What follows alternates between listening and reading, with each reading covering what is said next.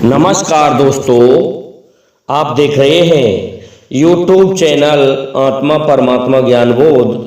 और दोस्तों, आज हम आपको सदा वृक्ष सोरंगा कहानी भाग 2 सुनाने जा रहे हैं। इससे पहले मैं आपका ध्यान भाग प्रथम से जोड़ देता हूं कि क्या होता है दोस्तों, जब सोरंगा को विवाह करके ले गए धारा नगरी में, तो सदा वृक्ष उसका पीछा करता हुआ पहुंच जाता है धारा नगरी में और उसे ढूंढने के लिए एक साधु का वेश धारण कर लेता है। जब उसने साधु का वेश धारण कर लिया तो गली गलियों में अलख जगाता फिरता है और खुद का नाम सोरंगा के समान ही सदा वृक्ष बताने लगता है और कहता है, पाक मोहब्बत 7 जन्म की सोरंगा के संग में, इस तरह से कहता हुआ फिरता है। लेकिन दोस्तों, ढूंढते ढूंढते उसको वही घर मिल जाता है जिस घर में सोरंगा गई थी। और अब दोस्तों, मैंने यहां तक का भाग आपको सुना दिया है। अब क्या होता है, आगे का भाग सुनने के लिए आप सभी से मेरा निवेदन है कि आप हमारे चैनल को लाइक, शेयर और सब्सक्राइब जरूर कर दें। साथ ही बेल आइकन को भी प्रेस कर दें, जिससे कि आने वाले वीडियो का नोटिफिकेशन आपको मिलता रहे।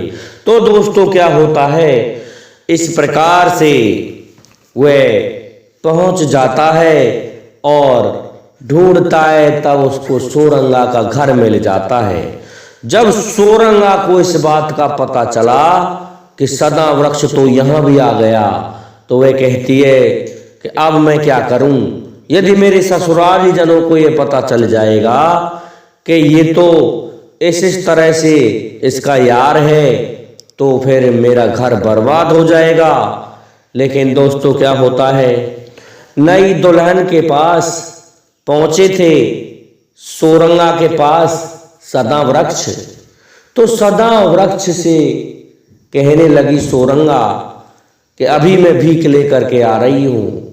तो भीख लेकर के आई, मोतियों का थाल भर के लेकर के आई, लेकिन सदा वृक्ष ने उसको ठुकरा दिया है और उनको फैला दिया है जमीन पर और कहने लगा, तू क्या हमको भिखारी समझती है? हम इस तरह से भीख नहीं लेते। तू पहले ये बता, तूने कहा था कि जंगल में एक झोपड़ी छा ले और मैं तुझे वहीं पर मिल जाऊंगी, मैं उतर के आ जाऊंगी, लेकिन तू तो बहुत चालाक निकली। तू तो वहां से, तेने तो हमको जगाया भी नहीं और सीधी निकल के आ गई। इस पर सोरंगा कहने लगी कि हमने तुझे खूब जगाया था, लेकिन तू जग नहीं पाया था। तेरा जो तोता था उससे भी हमने कह दिया था और तुम्हारे हाथ पर भी लिख दिया था सोरंगा कि सोरंगा यहां होकर के जा चुकी है। इस प्रकार से हम लिख चुके हैं। तो दोस्तों, सदा वृक्ष कहता है, अब बता तो कहां मिल सकती है? तो मिलने के लिए वह बताती है कि हम, ऐसा है, गांव के बाहर हमारे खेतों में एक आम का पेड़ है और हम उसमें मिलेंगे, इसलिए तब तक तुम वहां पर हमारी प्रतीक्षा करो। अब क्या होता है, अपनी सासू माँ से कहती है सोरंगा कि हे सासू माँ, यदि घर में विपत्ति आ जाए तो कहाँ जाएं? कि घर में विपत्ति आ जाए तो घर को छोड़ के दूसरी जगह चले जाएं, वन में चले जाएं, खेतों में चले जाएं, और जब वो विपत्ति हट जाए तो वापस आ जाएं।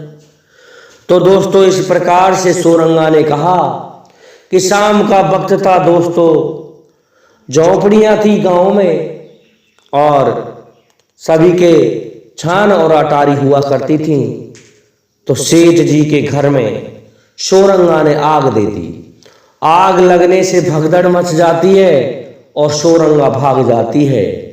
भाग करके पहुंचती है उस आम के पेड़ के नीचे, लेकिन क्या होता है, सदा वृक्ष का कुछ सामान गिर गया तो उस पेड़ के नीचे से दूसरी जगह जाकर के बैठ गया, तो उसे वह रात्रि में उस स्थान पर नहीं मिला। इस कारण से शोरंगा फिर वापस आ गई। सेठों ने कहा, आग तो लगी जो लगी, परंतु हमारी बहू बच गई, ये बहुत अच्छी बात है। ये आग ना जाने किस कारण से लगी है। इस प्रकार की बात को सुन रही थी शोरंगा। इधर सदा वृक्ष सोचता है कि मुझे यहाँ पर रात्रि में जगते जगते पूरा समय निकल गया, लेकिन शोरंगा नहीं आई है। तो वो तो फिर दूसरे दिन अलग जगाने लगा और पहुंच गया उसी घर पर। इस प्रकार पहुंचकर कहने लगा शोरंगा से। इधर दोस्तों छतों से दो स्त्रियां देख रही थीं और कह रही थी कि इस गांव में सभी मूर्ख लोग रहते हैं, देखो ये कौवे किस प्रकार से मोती चुग रहे हैं। क्योंकि दोस्तों वे मोतियों का थाल लाई और उसको फिर से फैला दिया। लेकिन दूसरी कहने लगी कि इस गांव में तो बहुत चालाक लोग हैं, देखो कोई समझ ही नहीं पा रहा है। तो इस प्रकार से वो समझ गई कि इसकी मोहब्बत है इस महात्मा से।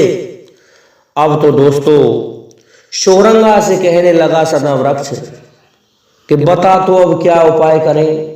तो शोरंगा कहने लगी कि तुम एक सर्प पकड़ कर लाओ, और इस प्रकार का सर्प होना चाहिए कि जो मरा हुआ हो, जो कि मरा हुआ सर्प हो, उसे तुम मुझे दे जाना और हम इस तरह से करेंगे।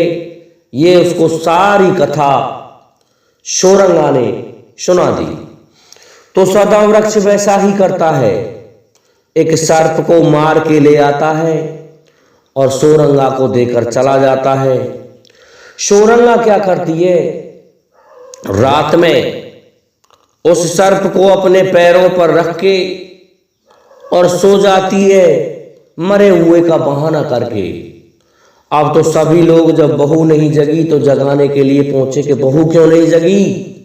देखते हैं कि बहू नहीं जगी, तो सभी लोग उसको जगाने लगे।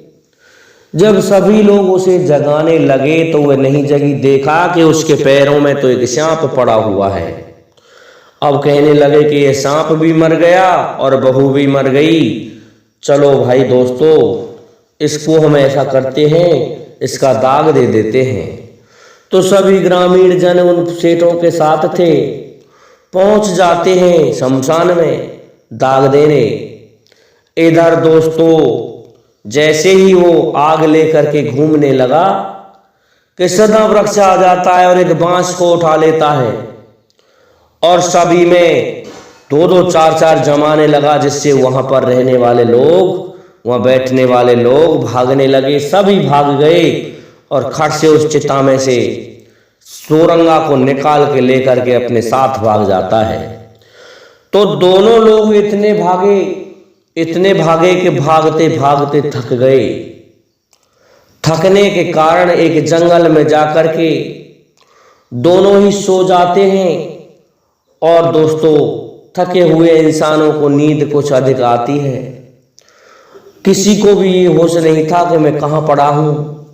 दोनों सोए हुए थे। रात्रि का समय था कि रात के लगभग 8 बजे वहां होकर के एक राजकुमार निकलता है और वह देखता है कि एक मर्द और एक स्त्री यहाँ पर सोए हुए हैं और ये स्त्री बड़ी ही सुंदर है। क्यों ना मैं इस स्त्री का अपहरण कर ले चलूं, क्योंकि इनको तो कोई होश ही नहीं है। तो दोस्तों उसकी सुंदरता को देख करके वह राजा का लड़का उस औरत को उठा करके घोड़े पर रख लेता है, उस शोरंगा को, और लेकर के चला जाता है। तो दोस्तों इस प्रकार से हमने आपको भाग 2 सदा वृक्ष और शोरंगा का सुनाया। अगला भाग 3 हम आपको अब आने वाले वीडियो में सुनाएंगे। तब तक के लिए जय हिंद, जय भारत। दोस्तों हमारे इस वीडियो को लाइक, शेयर और सब्सक्राइब करें, साथ ही बेल आइकन को भी प्रेस कर दें, जिससे कि आने वाले वीडियो का नोटिफिकेशन आपको मिलता रहे। दोस्तों राम राम, नमस्ते।